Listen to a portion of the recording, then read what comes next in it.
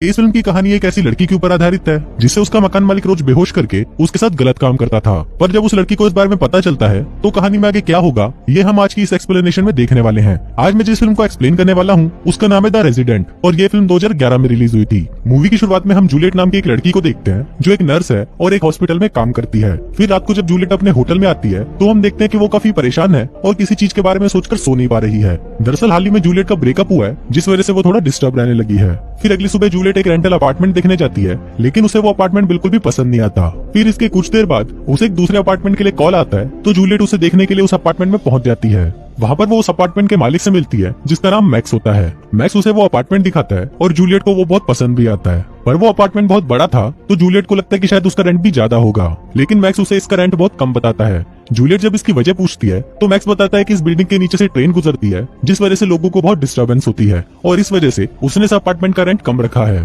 पर जूलियट को इससे कोई प्रॉब्लम नहीं थी, इसलिए वो इस अपार्टमेंट को रेंट करके वहाँ पर शिफ्ट करने लगती है। इसी दौरान वहाँ पर उसकी मुलाकात मैक्स के ग्रैंडफादर से होती है जिनसे बात करते वक्त जूलियट को उनका बिहेवियर काफी अजीब लगता है। फिर एक रात जब जूलियट अपने बेडरूम में सो रही थी तभी वहाँ पर उसे किसी के होने का एहसास होता है। पर जूलियट जब उठकर चेक करती है तो उसे वहाँ पर कोई भी दिखाई नहीं देता। अब ये देखकर जूलियट वापस सोने चली जाती है पर तभी वहाँ पर हम किसी की परछाई को देखते हैं जिसका मतलब है कि कोई जूलियट के ऊपर नजर रख रहा है। फिर अगली सुबह जब जूलियट जॉगिंग करके वापस अपने अपार्टमेंट में आती है तो उसे अपने गेट के बाहर एक गिफ्ट मिलता है जिसको देखकर उसे लगता है कि शायद ये मैक्स नहीं रखा होगा। लेकिन बाद में जब वो मैक्स को गिफ्ट के लिए थैंक्स बोलने जाती है तो मैक्स उसे बताता है कि ये गिफ्ट मैंने नहीं बल्कि मेरे ग्रैंडफादर ने दिया है। ये सुनकर जूलियट मैक्स के ग्रैंडफादर को थैंक्स बोलने जाती है पर वो ठरकी बुड्ढा उसी पर ही लाइन मारना शुरू कर देता है और वो उसे अपने साथ कुछ टाइम स्पेंड करने के लिए बोलता है। लेकिन तभी जूलियट कुछ काम का बहाना लगाती है और वहाँ से चली जाती है। फिर अगले दिन जब जूलियट अपने एक फ्रेंड के साथ आर्ट एग्जीबिशन में थी तभी वहाँ पर मैक्स भी आ जाता है और वो जूलियट से बातें करने लगता है। फिर वो दोनों कुछ देर तक वहाँ पर बकचोदियां करते हैं और फिर जूलियट मैक्स को अपने साथ घर चलने के लिए बोलती है। फिर वो दोनों साथ में घर जाने लगते हैं और इसी दौरान उन दोनों के बीच में काफी अच्छी दोस्ती भी हो जाती है।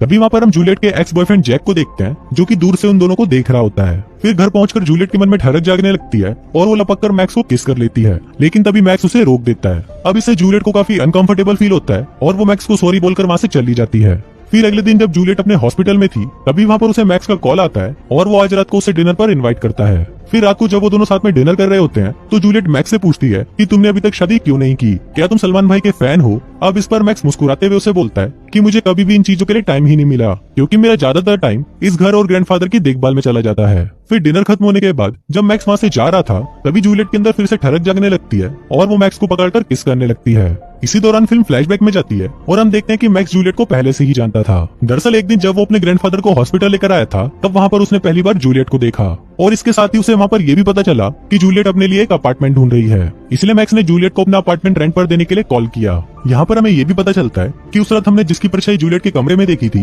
वो मैक्स ही था। दरअसल मैक्स ने अपने घर को कुछ इस तरह बना रखा था कि वो जब चाहे तो वो छुपकर जूलियट के कमरे में आ सकता था और जब से जूलियट यहाँ पर रहने आई है मैक्स हर रात को छुपकर जूलियट के कमरे में आता है और उसे पूरी रात सोता हुआ देखता है, जिससे हमें पता चलता है कि मैक्स जूलियट के पीछे पूरी तरह पागल है। वहीं फिल्म वापस प्रेजेंट में आती है और हम देखते हैं कि मैक्स और जूलियट गपागप करने की तैयारी कर रहे हैं। पर तभी जूलियट का मन बदल जाता है और वो मैक्स को बोलती है कि वो ये सब नहीं कर सकती। दरअसल जूलियट अभी भी अपने एक्स बॉयफ्रेंड से प्यार करती थी। फिर जब जूलियट ये बात मैक्स को बताती है तो वो उसे बिना कुछ बोले वहाँ से चला जाता है। फिर अगली सुबह मैक्स जूलियट का पीछा करते हुए एक सुपरमार्केट में जाता है जहाँ पर जूलियट उसे कल रात के लिए माफी मांगती है और उसे कहती है कि उसे अपने एक्स बॉयफ्रेंड को भुलाने के लिए थोड़ा टाइम चाहिए। यहाँ पर मैक्स उसे इस तरह बर्ताव करता है कि जैसे उसे इस बात से कोई फर्क नहीं पड़ता। फिर उसी रात जब जूलियट अपने कमरे में सो रही होती है तभी वहाँ पर मैक्स आ जाता है और वो उसे छूने लगता है। पर इसी दौरान जूलियट की नींद खुलने लगती है जिसको देखकर मैक्स वहाँ से चला जाता है। इसके बाद जूलियट उठकर पूरे घर को चेक करती है और इसी दौरान उसे एक खाली कमरा मिलता है जिसकी मदद से मैक्स उसके अपार्टमेंट में आया जाया करता था। फिर अगली सुबह जूलियट मैक्स को उस खाली कमरे के बारे में बताती है तो मैक्स उसे बोलता है कि मैं इसे ठीक कर दूंगा और फिर वो पूरा दिन वहाँ पर रुककर उसे ठीक करने लगता है।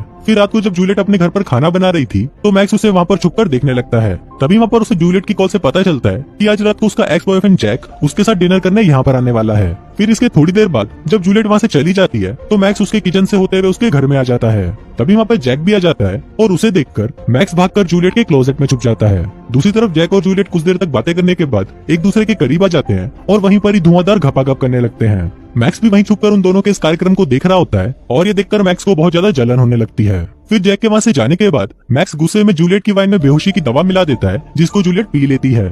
फिर रात को जब जूलियट सो रही होती है तभी मैक्स वहाँ पर आता है और उसे हर जगह पर छूने लगता है, पर अब क्योंकि जूलियट बेहोश थी तो उसे कुछ भी पता नहीं चलता। फिर अगली सुबह जूलियट काफी लेट उठती है, जिस वजह से वो हॉस्पिटल जाने के लिए भी बहुत लेट हो जाती है। फिर कुछ देर बाद जब हॉस्पिटल में जूलियट अपने एक दोस्त से बात कर रही थी तभी हमें पता चलता है कि जूलियट पिछले कई दिनों से रोज काम पर लेट आ रही है। अब जूलियट को भी ऐसा लगने लगता है कि शायद उसके अपार्टमेंट में कुछ तो अजीब हो रहा है, इसलिए वो अगले दिन पूरे अपार्टमेंट में कैमरे लगवा लेती है, पर वो इस बारे में मैक्स को कुछ नहीं बताती। दूसरी तरफ हम मैक्स को देखते हैं जो अपने ग्रैंडफादर को ड्रग्स का ओवरडोज देकर मार डालता है, क्योंकि वो अक्सर उससे काफी उल्टा सीधा बोला करते थे।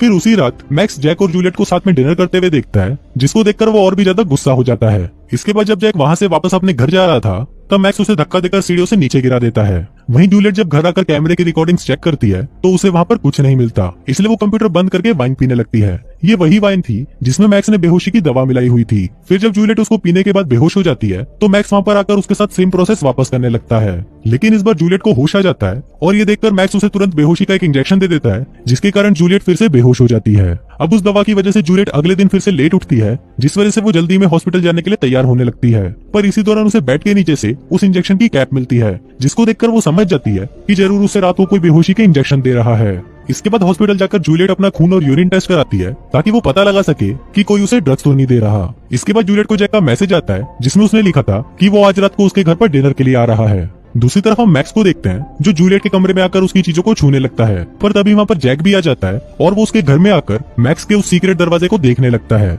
लेकिन तभी मैक्स उसके पीछे आ जाता है और सीन यहीं पर कट हो जाता है। वहीं हॉस्पिटल में हम जूलियट को देखते हैं जिसे अपनी रिपोर्ट पढ़कर पता चलता है कि उसके खून में ड्रग्स हैं। अब जूलियट इससे काफी ज्यादा डर जाती है और वो मैक्स को फोन करने की कोशिश करती है ताकि वो मैक्स को घर जाने से रोक सके, लेकिन बहुत कोशिशों के बाद भी मैक्स का कॉल नहीं लगता। इसके बाद जूलियट भागकर अपने घर जाती है और वो अपने कैमरे की रिकॉर्डिंग्स चेक करने लगती है। तभी उसे भी पता चल जाता है कि उसे हर रात ड्रग्स देने वाला और कोई नहीं बल्कि मैक्स ही था। अब ये देखकर जूलियट बहुत ज्यादा डर जाती है, लेकिन तभी वहाँ पर उससे मिलने मैक्स आ जाता है और वो अपने साथ एक वाइन की बोतल भी लाया था।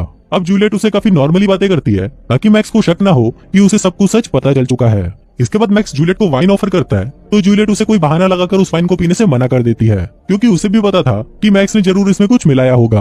अब मैक्स को भी शक होने लगा था कि शायद जूलियट को सब कुछ पता चल चुका है, इसलिए वो एक ड्रग्स वाला इंजेक्शन लेकर जूलियट को बेहोश करने की कोशिश करता है, लेकिन तभी जूलियट एक चाकू निकालती है और वो उससे मैक्स पर अटैक कर देती है। अब वो दोनों वहाँ पर कुत्ते की तरह लड़ने लगते हैं, पर तभी जूलियट किसी तरह उससे पीछे छुड़वाती है और बाथरूम में जाकर खुद को लॉक कर लेती है। फिर कुछ देर बाद जब जूलियट आईने में अपनी खूबसूरत शक्ल को निहार रही थी तभी मैक्स वहाँ पर आकर उसे पकड़ लेता है और उसे मारने की कोशिश करता है, पर तभी जूलियट उस पर फिर से हमला कर देती है और वहाँ से भाग जाती है। भागते हुए जूलियट एक रूम में जाती है जहाँ पर उसे एक पंचिंग मशीन मिलती है। वो उस मशीन को लेकर वहाँ से भागने का रास्ता ढूंढने लगती है, लेकिन तभी मैक्स उसे एक मुक्का मारकर नीचे गिरा देता है। इसके बाद मैक्स उसे जान से मारने ही वाला होता है, पर तभी जूलियट उस पर उस पंचिंग मशीन से हमला कर देती है, जिससे मैक्स बहुत ज्यादा घायल हो जाता है। इसके बाद मैक्स उसे फिर से पकड़ने की कोशिश करता है, लेकिन जूलियट उससे किसी तरह बचकर एक स्टोर रूम में आ जाती है। वहाँ पर उसे जैक की डेड बॉडी भी मिलती है जिसे मैक्स ने मारा था। फिर कुछ देर बाद मैक्स भी वहाँ पर आ जाता है और जूलियट उस पर पीछे से हमला करने की कोशिश करती है, पर तभी मैक्स उसे पकड़ लेता है और उसे जान से मारने की कोशिश करता है, पर तभी जूलियट उस पंचिंग मशीन से मैक्स पर बार बार वार करती है और उसे मार डालती है। और इसी के साथ ही ये फिल्म यहीं खत्म हो